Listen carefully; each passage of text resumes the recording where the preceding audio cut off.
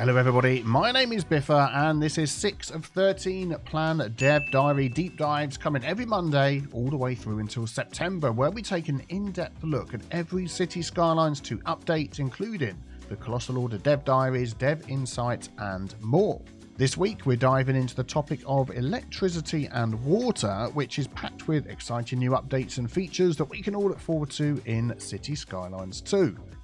Next week, the topic is maps and themes, so be sure to subscribe and be here this coming Monday for that Dev Diary deep dive. Okay, let's dive right into electricity and water. Okay, here we go. Feature highlights, electricity and water. To understand the basic needs of your citizens, you need only look in the mirror. Like you and me, there are a few important things they need to live healthy, happy lives. What do you think of how the game looks? Let me know what you think. I love the way it looks, but I'd be interested to know what you think. That includes electricity, water, and sanitation. With these systems in place, everyone in your city has a shot at living their best life. Let's take a look at electricity. I've got a sneaky feeling that that's from New Zealand. I remember setting up the solar panels with the garbage collection next to it. I might be wrong because I think the rest of it's from New Dollarton. But yeah, just thought I'd mention that. So as we go along, if anything pops up that I can give my impressions on, now I'm allowed to say I've been playing the game, the beta version, I'll do that as we go along. When laying roads, you also install low voltage underground. Okay, so we're using the new grid system here for placing out the roads. And as we're going to go through, we're going to see we've got our electricity, we've got the trade that we can now make. So this person has got it set up so they haven't got any access to trade. And then we've got a battery charge. Obviously, I'm now thinking that the battery charge doesn't get traded. So that's filled up before it's traded, which would make sense, wouldn't it? And then we've got low voltage and high voltage, which we'll get to. We've got the low voltage cables here under the road, which we've had confirmed for a while. You can sort of see them down here, can't you, with the water, the sewage and the cables in the water, which is a nice addition. Around cables that supply electricity to homes, offices and shops. These cables plug into transformer stations. Transformer stations are also connected to the high voltage power lines streaming from your city's power plants. Now, myself personally, I've only been sort of using these when I bring power in from the outside to connect to the outside connection, bring this through, pop it into your transformer, get it into your city. And then as I expand and I've got enough money, build my own power systems and that sort of thing, I haven't made as much use of these, but there is a situation that I think will come up where we're going to use these a lot, which I think gets mentioned next. They act as a junction where low voltage cables and high voltage lines link up. Together, they form the grid that...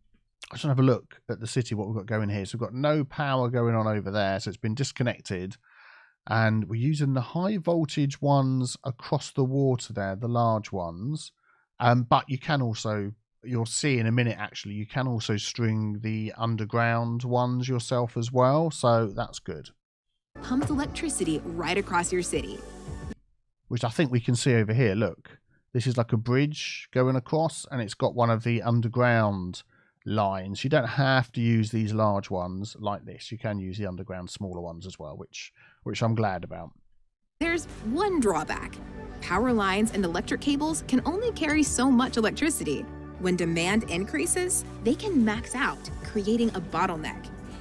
Yeah, so let's just jump back there to this picture here. So we've got this bottleneck, and this is something that used to happen in Cities Skylines 1. A lot of people say it isn't a thing, but I'm sure it is, that when your city gets to a certain size, if your power is up here, it will only reach so far, and suddenly these people over here are complaining, even though you check out your power info view, and it will say you've got 150% worth of power. Was now that will actually be a thing. So if your entire grid, let's just say you've got your nuclear power plant, you've got your large power cables, high voltage power cables coming here to one transformer, and then the rest of your city is all connected via these little tiny cables, which is maybe the way we used to do it.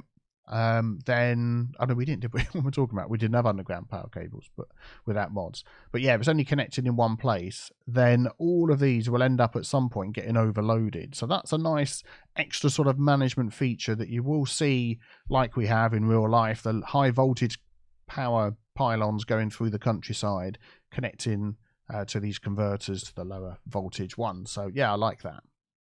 They can max out, creating a bottleneck. Keep the grid humming by evenly spreading. Right, having a quick sip of tea, and then looking at all the options we've got down here as well.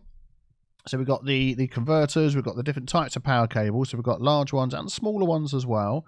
We've got wind, and then I think actually later on they're going to mention some of the power plant transformers. I say converters, you know what I mean. So one of these will be batteries, solar, yeah. So a nice few options there. Electricity connections around your city. You can also build power lines to import electricity from neighboring cities. Oh yeah, there we go. Imported energy will save your bacon. So it says when there's a deficit, purchase local. Yeah. So the price of it, I tell you what, exporting's fantastic. I will say that, giving my impressions of things that I can. We know we can export it, and it does work really well. And it's not easy to abuse it, which is good. Now that was mentioned in a previous Dev Diary, talking about the services, that if you export too much of something, and I think that counts for goods as well as services, that there's sort of like a financial market that runs in the background, that if there's too much of something, then the price goes down and you don't get as much for it. So you can't just abuse it and live off that, which I really like as well. If local power plants fail to produce enough electricity when demand increases, it will too. Expect spikes when the thermostat drops and everyone dials up their heaters. Hot weather will cause spikes too, as people flick on air conditioners, fans, and ice machines at the same time. So another crossover of the different systems. So we're now getting weather affecting the use of electricity, which is great. So it's definitely not just a visual thing, which, I mean, we did have the sort of heating and cold system on the snow maps, didn't we, before? But now it's all sort of rolled into one. Yeah, that's going to work a lot better. So I'm looking forward to testing that, because yeah, the game time, you've noticed the game time runs differently, and we can see that when the game's running. So it's not like you get winter every other week when you're playing. It takes a long time. The years in the game actually feel pretty good. They don't fly by super fast. So more of that realism. Your power plants might produce more electricity than your city needs. When that happens, you can export it to your neighbors.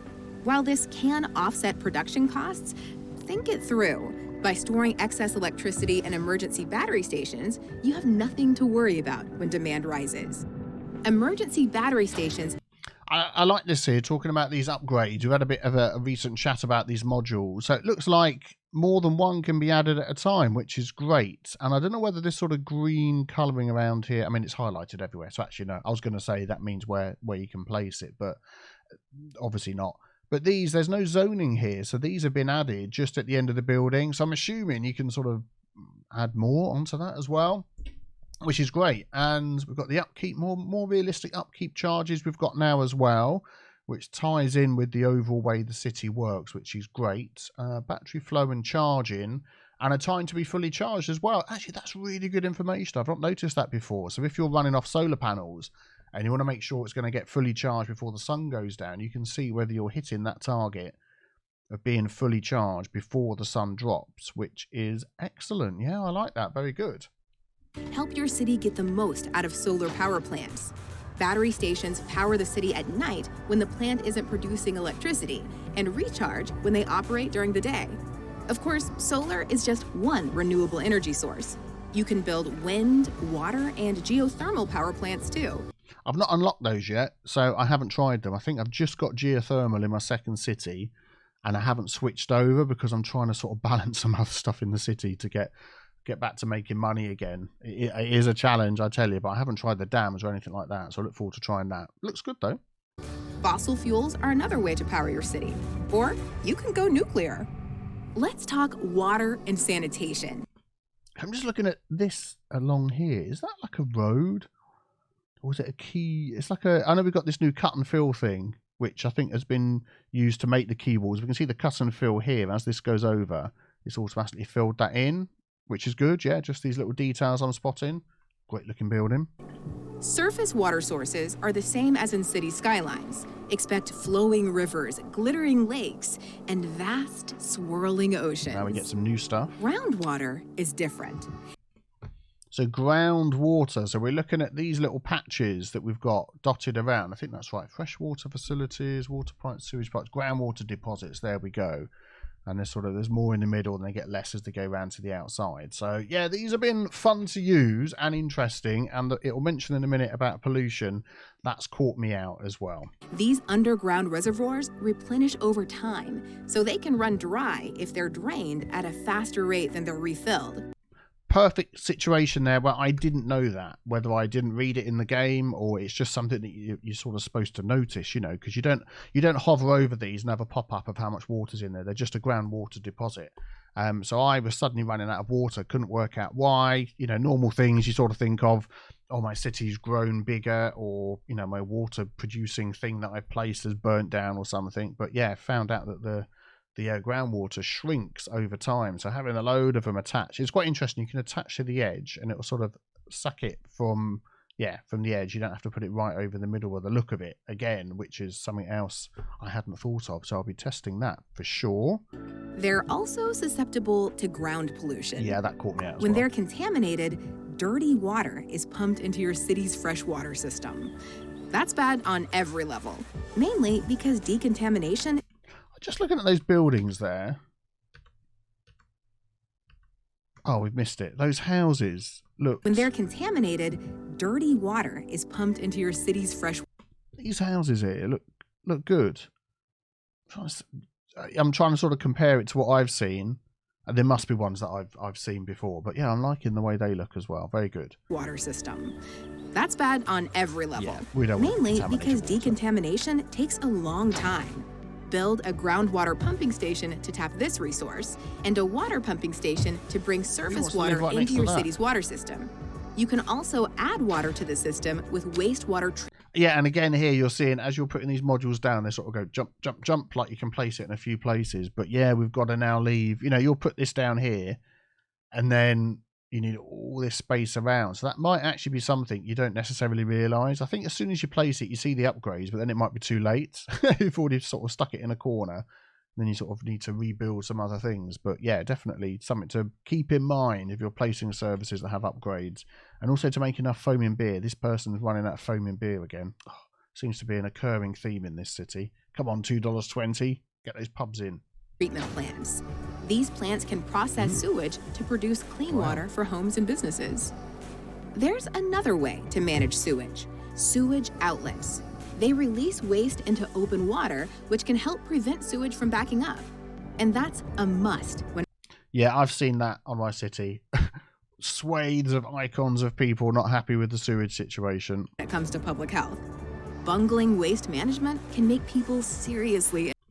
So I'm liking this because before we would have had a little building like this, and then these sort of things would have been, you know, assets you would have had to download from the workshop. So now the fact that you can just sort of build them in the game and they're giving you a benefit as well. Yeah, excellent. That's why you want to keep sewage outlets well away from pumping stations. How can you balance the very human needs of citizens with your ambition as a city builder? It's simple. Imagine living your life down there, day in and day out. Very nice. Lots of new things learned there. Excellent. Right, we're going to swing back to last Thursday's Dev Insights video looking at the city services, and there is a lot of things in this that I can talk about my experience on, so let's dive into this. And today we're going to talk about city services. You notice at the bottom there it says beta builds, which it hasn't said before. I think it says beta gameplay. So obviously the game is changing as it goes along, and I did mention that, yeah, you know, beta, you fix bugs, you update things and stuff like that. So yeah, very good. I just thought I'd mention that. I don't know, little bit of detail. The city rectangle. Oh, do you know what? I've never realised actually what that was. Rectangle. Very good. This is Toadie's city, so we're seeing a bit of this today.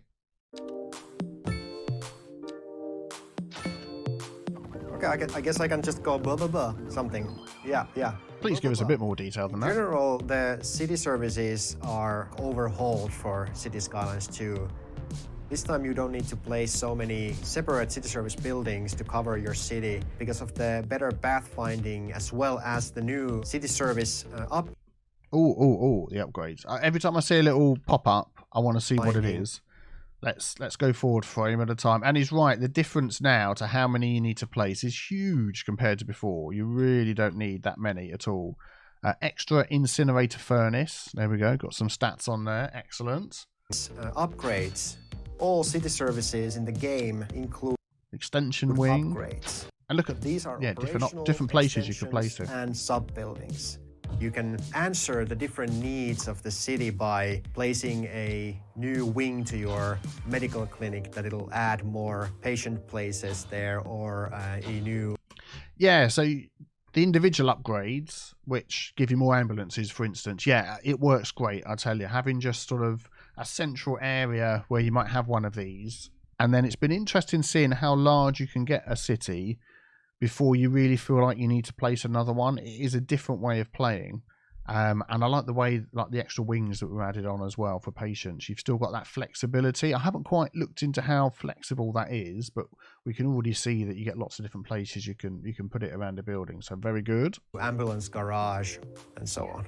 Garage, you mean? Oh, this is great. I love this. For Cities Skylines 2. In Cities Skylines 1, the districts were painted using a paintbrush. In Cities Skylines I got lots of grey hair with the old way of doing districts. Polygonal tool that you can use to shape and create districts. The brush tool was a bit inaccurate. We heard from players that some people had some grey hairs trying to create the perfect district. I did. So this time we're going to give them the tools. So yeah, with this, what I sort of find is like what you're seeing here. You'll place your districts, and then as things grow and expand, you can go back. You can add extra nodes, and you can add. Well, I've not hit any limit on the amount of nodes you can have, but if you really wanted to get it right up against the roads, scooping in a little curve, coming out another side, you can put as much sort of effort and time into your district shapes as you wish. And you've got all the snapping tools we can see down here as well, and they work fantastically. So you can snap a node right next to another node, and it'll automatically be right next to it. There's no problems like with the old way of doing districts. So this is a fantastic new feature. Until you've tried it, you won't realize how bad the old one was. This is great. To create exactly what type of districts they want. One of my favorite district policies is the gated community policy. Okay, because we're going to get quite a few district policies coming up here, so I'm going to be pausing and we're going to be taking a look at these and just mentioning these for a moment. Where you can dictate. Okay, there we go. So let's just do a quick pause on there. So we've got, I think we had the number given to us, didn't we, before? We've got 1, 2, 3, 4, 5, 6, 7 for a district that you can turn on and off. So we've got the energy consumption, gated communities you're going to be talking about in the background, heavy traffic ban, which is going to stop. I think they put it on Willow End here in a minute just to stop your trucks cutting through. Roadside parking fee is a good one. When it hovers over that in a minute, it will talk about a slider. So you tick it and a slider pops out. And again, I haven't sort of tested it, but the way it sort of seems to me that's going to work is it's going to override any individual parking fees you've set in your car parks and set a district-wide parking fee. Then speed bumps to slow people down. And something here I haven't noticed before, residents. And then this, look, little pet symbol here. 1,040 pets in Pinewood Dale, which is this one over here. I wonder whether that's going to have some sort of features and stuff added later on to do with the pets. I don't know whether there's something in the game that I'm missing as what the pets could do, but that's good. Then you've got your local services. We know we can do that as well. Services for individual districts, which is great. That who actually is allowed to move through a district, and if you... Yeah, there we go. So he's just going to do it now. I'm going to say it's like a little pop-down list. You can either just tick it there, just click on it and it will tick it, or you pop down the list and you get the extra information as well. You want to keep the district like calm from the heavy traffic, then you can use that policy to control the area. Keeping the riffraff away. Oh, want to make sure we do that. That's basically what it is. In Cities Skylines 1, the land value was more directly affected by the city services and especially the parks. In Cities Skylines 2, the land value is affected by the citizens and companies' willingness to move to an area and pay rent there. You can indirectly control the land value by placing services that those specific agents need at that moment, and that will in turn make them more willing to live in an area and pay higher rent, and that will then affect the land value itself. Yeah, so that is a bit of it's a subtle but big change to the way the land value works. We've spoke about that quite a lot, so I won't go into too much detail about it again. If you want to see that, watch the last City Services Dev Diary deep dive. But it is a subtle change. You're being sort of led by what the citizens want rather than them being led by what you do for land value. So yeah, I'm liking that. That's very good. The road maintenance has a bigger role in City Skylines 2. This time the road condition doesn't only affect the speed of the traffic, but it also affects the likelihood of traffic accidents happening. So it's important to have an adequate road maintenance fleet so that they can keep the roads. That accident. Let's just go back and see that car. That car bounced, didn't it? Accidents happening. Oof. So it's important to. So then you get all the details here. We're following this little private car. So we get who's involved in the accident, who owns the car, the driver. So maybe that will be different if there's more than one person in. But yeah, that's a nasty accident there. Have a adequate road maintenance fleet. Oh, and also the chirpers, the cheeps that pop up. Chirps pop up. Very helpful. I've used these a lot. So if you don't know, your city starts getting bigger and spreading out, and you tend to not always notice everything all at once. It was the same in Cities Skylines 1. So now keeping an eye on these and jumping to this person where they are, clicking on it, or looking around your city. Fantastic help for working out what's going on. So that they can keep the roads in condition. The road maintenance vehicles have two different models. One for the summer, and then it switches to a snowplow during the winter. Citizen healthcare is an important part of your city to keep it functioning. Yeah, just going to say on this screen here, so we get the little symbols again. We can see I'm assuming hearses and then ambulances going around, which is good. And we get a bit of extra information from that medical university, I think. Citizen happiness is dependent on their health as well as their well-being. So it's important to build enough healthcare in your city and provide them in the places that the citizens need it. The citizen death care, on the other hand, is something else. What can you say about that? As with many other things in Cities Skylines 2, also the citizen death and death care have been improved on. We no longer have the classic death waves that we had in Cities Skylines 1. Yeah, that's true. I've built a city up to a reasonable size. New Newtelium was bigger than the one I'm building now from scratch, but not had any sort of problems with death waves, and the coverage as well is huge. But this next bit, I've not seen this at all. And this looks great. Unless there is an actual house collapsing, the hearses don't block your streets. But if there is a disaster, then you can absolutely expect... I just want to look at that again. So is that, I mean, it says if there's a disaster, is that like one of the disasters in the game that we're going to get, just randomly collapsed buildings? But that is just like nuts, isn't it? Let's go back. There's an actual house collapsing, the hearses don't clock your streets. But if there is a disaster, then you can... So if you've got a building that's got tons of households in, then that could be... I mean, how does that balance out? You're suddenly going to get 100 hearses. I mean, he said hearses won't clog the street unless there's been a disaster. So, yeah, that is going to be interesting to see. Absolutely. Well, there we go. There's a fleet of them. There's going to be a lot of buzzing in the streets.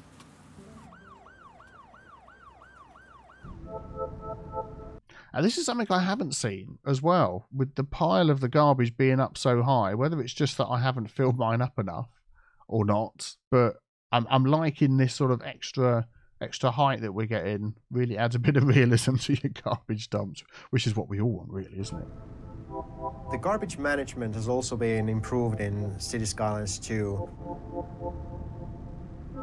We have now introduced a recycling option for the garbage, which then produces some materials that can be used in the industrial buildings. We'll talk about goods a bit more in a moment. We've also added a new feature to the landfill where you can actually... Yeah, so as this is being drawn, this is the node system again. Just watch something that you'll see as it's getting bigger, that the stored garbage, the space available gets bigger. But we've got like this around here, which goes all the way around by the look of it, yeah. And then when the node gets dragged, so this has already been in place, and then going back again afterwards, building that node a bit bigger, and then it goes past it, distance too long. So that would sort of tell you that this here is a ring of how big an area you're allowed to sort of fill with this. So you don't have to fill it all the way out in a circle. As you can see, you can do any shape you like, and that has been really handy. And again, thinking ahead for what spaces you're going to need. You're not going to want to place a whole nother one of these costing 90,000 credits, whatever, a month. You're going to want to expand the one you've got. So giving yourself space around to build and expand, definitely something to keep in mind. For your landfill yourself, and if your city is a small one, you need a smaller space, but if your city grows, you can then expand. As with That's it. Wanted to stop here and have a look at this screen. Okay, so here we're looking at one of the larger buildings, the medical university, and we've got these benefits for the city. So a lot of these buildings come with this now, which is great, as you can read there. So there's an area of effects, which is always good, but then city-wide effects as well. And for the cost of them, I'm glad you get this extra one. What affects the efficiency? I'm not entirely sure. Average time to graduation, dropout rate, patients. Yeah, I don't know, because it's not talking about receiving any goods in there, although we've seen before about pharmaceuticals and medical facilities. So, yeah, not too sure on that bit. As with many other systems, we have also improved education. There we go. It's got 1, 2, 3, 4, 5 different education levels now. The game features elementary school, high school, college, university, medical university, and technical university. We've also added a new level of education, and these education levels match the different demands for workplaces in your city. So you've got the 5 different education levels, and then 5 different education levels for workplaces as well. So you really need to keep an eye on all of the different levels, fulfilling all the demands for each of those. Fire and rescue has been also improved. The fire department handles. What I just like about this, obviously it's not nice seeing a building on fire, but the fact that it does look, to me, a little bit more realistic, obviously with the way the flames are. But before, if I remember, the whole assets would just have like a big flame graphic coming out of it. But this does look a little bit more realistic. And you'll notice that with the smaller buildings, or anything really catching on fire, it does look more realistic. Which overall, I would say the game definitely looks more realistic. I think you'd agree with that. Building fires, as well as the potential vehicle fire. They will also search and rescue people from collapsed buildings. I love the little post van. Paint it red and it'd be Postman Pat, wouldn't it? It's like a cool little dumpy little thing. I love it. The game also features postal services and internet services. The citizens want to send mail to their loved ones or maybe an angry letter to the editor, and this improves their well-being. The city also. Okay, so we're just going to look at some of these things here as we go through. I do love some of these little telecom things. So if we just sort of scroll through. So we've got the communications, tell you what's listed there. And then this item here, the server farm, rows and banks of raw computing power. So it's got an upkeep, extra capacity, gigabits a second, which is great. As soon as I saw that, I had to build a server farm surrounded by farms. Yeah, I've done that in my city. I just thought I'd mention that. Internet service, which will also improve the quality of life for the citizens, and it will also affect positively the profit margins of the companies. Watching the so more sorry, bad place to pause. More benefits around the city, not just your citizens, but also the businesses as well. And have an internet service, which will also improve the quality of life for the citizens, and it will also affect positively the profit margins of the companies. Watching the households, you can see the effect of the mail. This is what I was talking about with the households. So we've seen this already, and I sort of think, I've said this since the very first Dev Diary, that a realistic population type thing's going on. 105 residents, 56 households, which is more or less what you'd sort of expect in there. So if there was a disaster with that house, would that be 105 residents needing to be... Ooh, yeah. Well, everything else is more realistic. Maybe that is as well. Service availability. Now, this is really good. I wanted to stop on this screen and talk about this. I have found this invaluable. And again, I didn't notice this until well into the game. And it might even have been after the city service video last time. But this little list here that tells you what they're missing, with the minuses and the pluses and all that sort of thing. The pluses are good because if you have something I found too high, we know already that we don't want to play city services everywhere. You can sort of adjust the coverage a bit or adjust your budget a bit and that sort of thing. But of course, if there's something missing, you got a minus figure. What did I have? I had like a minus 20 on something that I thought was fine, and it was affecting everybody. So you go, oh, okay, I can just adjust that and put it in. So excellent information to help us make good decisions. And the internet service availability. If your city doesn't have and this one I want to talk about as well. So we've already been finding out about all the goods that we now get in the game. It's not just goods, it's all of these broken down. I think both of these lists, there's nothing that's doubled up in either. So exporting things you make too much of, importing things you're not making enough of. And I'm still learning about this system, how to sort of affect what comes in and out. And that was mentioned before about your taxes being adjusted for different things. So really liking this part of the game. But I will just add, it isn't overwhelming. Don't think, oh my goodness, I've now got to micromanage all of these things. It doesn't work like that. It feels like a natural part of the game, and if you want to sort of dive a bit deeper, you can, but you don't have to, because like you see, anything you're not making will be shipped in, obviously at a higher cost, because we know imports cost more. So yeah, don't worry about it, but it is good. I'm liking this. Different emergency services yet. The outside connections will provide your city with the various services. They send out police cars, ambulances, and so on. The only downside Get Colossal order buses.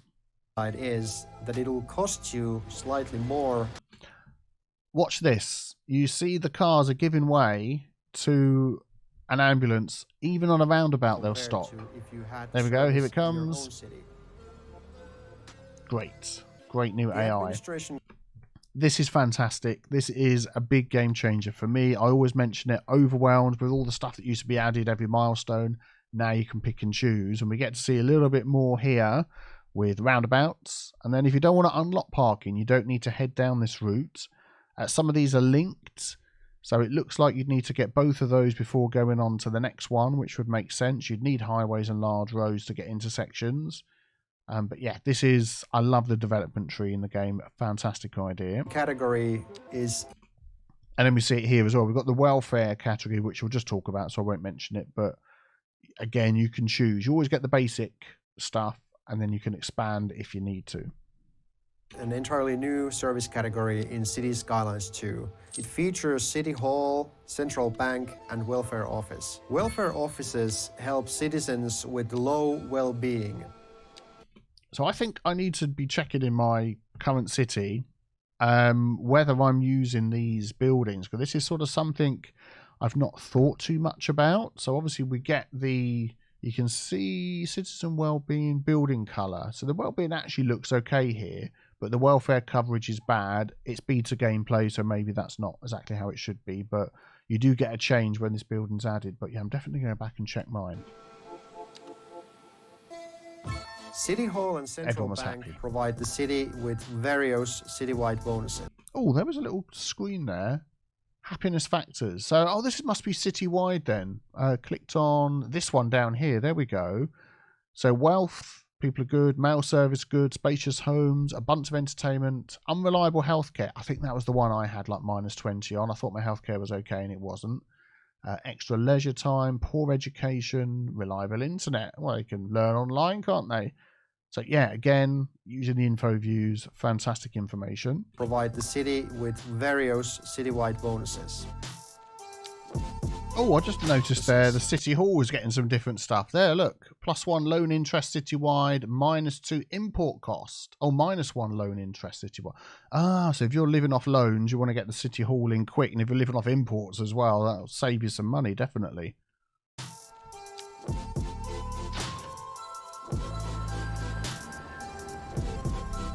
Love these cinematic shots as well. Need to learn how to do them.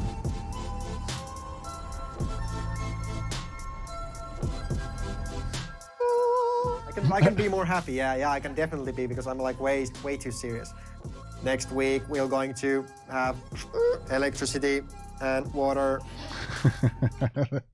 Right, let's pick out some little bits of information from the number 6 Dev Diary from Colossal Order's website. And there's a lot of stuff in here, but I'm just going to take out a few little highlights. So we know about the buying and the selling of electricity and water if needed to outside connection. So you literally have to work your way out to an outside connection, connect up and be able to do that. Unless you start a map that has an outside connection in already there, then you can connect to that and get your electricity in. We've got the battery stations, they've got upgrades as well, and then we've got the transformers, which we spoke about, taking the higher power down to the lower power to be able to move it around your city. Interesting as well, we've got the coal, oil and gas. So the ore and the oil, it says we can do that. We've got specialized industry areas, and then we'll talk about the gas a little bit in the moment. Also mentions about the power lines. So these are the larger ones. The electric cables are the low voltage, the power lines are the large one. They can be placed above or below ground, as can the lower voltage electric cables. So that's interesting. So you've got them in the road, but you can also place them above ground. I think that's going to be that smaller pole that we've seen as well. And that the transformer station that you can see on screen here can have multiple power line connections and multiple electrical cables connected to it, but it's got a limited capacity. So it's not just one connection, it's up to its capacity. So now just going through some of the other options that we've got. We know about the emergency battery station that can hold power for us. Then of course we've got the wind turbines, which interestingly enough, as you can see, can be placed on land or on the water. So you haven't got a separate turbine for being placed on the water, which is good. Then we've got the small coal power plant. Now this cannot be upgraded. This is early game, something you will start off with. It's going to be quite expensive. So then as you unlock other things, depending on where you go down the tech tree, then you've got the gas power plant, I think is next on the list. And you can make that gas yourself. So you've got your specialized industry area that makes the oil, and then that can be refined into petrochemicals. So that is one of those other, what's the word I'm looking for? One of those other goods that we have in our city now. So yeah, that's worth remembering that. Now we have what's called the coal power plant in comparison to the small coal power plant. And this electrical production is significantly larger. It's cheaper to build one of these than to have lots of small little coal power plants dotted around the place. So it's worth keeping that in mind. That can be upgraded as well, which we'll speak about in a moment.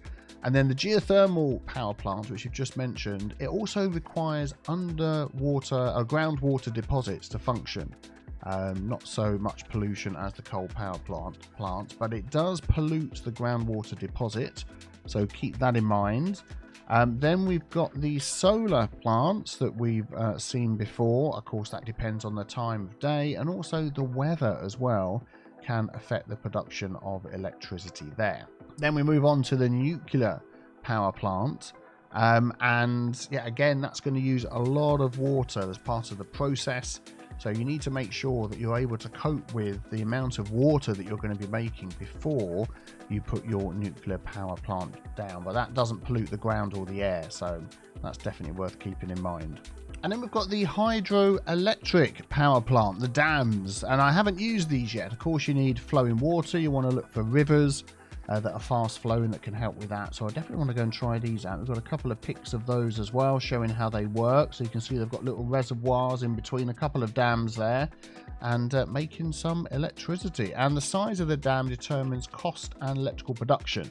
Hope it's not as finicky as it was in Cities Skylines 1, where you were just diving around trying to get the right size, but we will see, won't we? We will see. And for all of these options that use some sort of fuel, it's actually going to be more expensive to buy the fuel from the outside, which you can do, than it is to produce it yourself. So you want to make sure, if you're able to build up your own supplies, your own production facilities, and also make sure that your road is able to handle the transportation. So whether that's going to outside the city and back again, so you've got a constant supply of fuel, although it can store, each one can store its own fuel, coal or ore or whatever. But you want to make sure that's being topped up, or if it's internally in your city, that your road networks can cope with moving that fuel around to where it is definitely needed. And then, of course, we've got the upgrades. There's 3 different sorts of upgrades: operational, extensions, and sub-buildings. For instance, just one example, the gas power plant has 4 upgrades: storage extension, advanced furnace, exhaust filter, and additional turbine. So, yeah, from storage to more electricity to filtering the air and all that sort of thing. They've all got similar things like that. If you have a look at the picture on screen, we've got the coal power plant as it stands. And then we've got the upgraded coal power plant as well. It's got the extra chimneys, extra storage. It's got an ore holding area to the side, as I'm assuming on the upgraded picture. The extra buildings there with the chimneys and all the rest of it is part of that upgrade. So there's a lot that can be added to a coal power plant on its own. So let alone all the other upgrades that there are for the different power options as well. So then we've got the info views that we've seen before, really letting us know where our power is going, which direction it's traveling in, and if we get any bottlenecks. So that's something that will be worth keeping in mind. Some of our buildings are going to have, if you combine all your high power needing buildings in one area and they all go through one tiny little underground cable, low voltage, it might not be able to keep up with it. So then you need to factor in some of your larger power lines and transformers and that sort of thing as well. And one of the additional things which I think is interesting that you can see in this info view, it says if you hover your mouse cursor over a power line or an electric cable, it will tell you how much electricity is transmitted and the maximum capacity of that power line as well. So again, excellent use of information as much as possible to help us make good decisions in the game. Now, again, talking about the water, obviously we know we want to be careful about polluting our water sources. That's something that's carried on from Cities Skylines 1. Again, you've got your water trade on the screen there. So if you make more water than you need, you can trade that away and make some money. Also, these groundwater deposits, which you've been learning about, have a replenishment rate which refills over time. So that also affects if they've been polluted and then you remove the pollution, the speed that the water clears up is commensurate with its replenishment rate. So that's worth remembering if you're trying to be careful of your groundwater options for maybe a nuclear power plant you've just built or something like that. And we want to make sure that anything that's going to pollute it is going to be as far away as possible. Also, geothermal plants need groundwater deposits to produce electricity in the city too. Just a quick word about pipes. We know now that they are included in the road that you place down. They don't have a capacity or a direction of flow, I wouldn't imagine then, because like the electricity does. If you have buildings that don't need a road, that's fine. You can individually place either a water pipe, a sewer pipe, or both, whatever is needed. And of course, we've also got the water pumping stations to pump water out. And if the water drops down, it can't pump. You know, the way it used to work in Cities Skylines 1 as well. And then the water tower. Now, I hadn't really noticed this. It says they're very costly to maintain compared to other water facilities. My current city has got loads of water towers and it's struggling for money. So I'm definitely going to check that out. Then, of course, we've got our groundwater pumping stations. And it says sometimes if you're on a map that has limited surface water, so, you know, seas or rivers, that sort of thing, then we might want to be using more of those. And then just the advanced pumping station for bringing in water from your shoreline.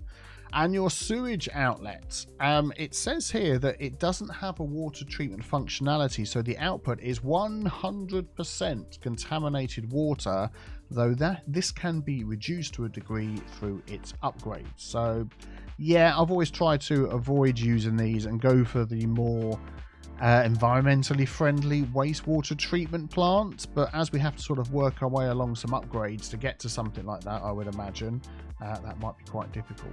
And then finally, of course, we've got the water info, which gives us all the information, whether we're trading, how much capacity we have, and where all the groundwater is on the map as well. And there's quite a lot, as you can see, based on this map here. So it's going to be interesting experimenting with all the different ways of making water and getting electricity, which works best for you, for your city, for your style of building. I think that's going to be fun. So what is your most favorite part of what we've spoken about today? Let me know in a comment below. Leave a like if you enjoyed the video and subscribe, and be back here Monday for the next Dev Diary deep dive. Of course, I have a City Skyline video in between as well. So thanks for watching. Thanks for your support. I'll see you soon. Take care. Bye-bye.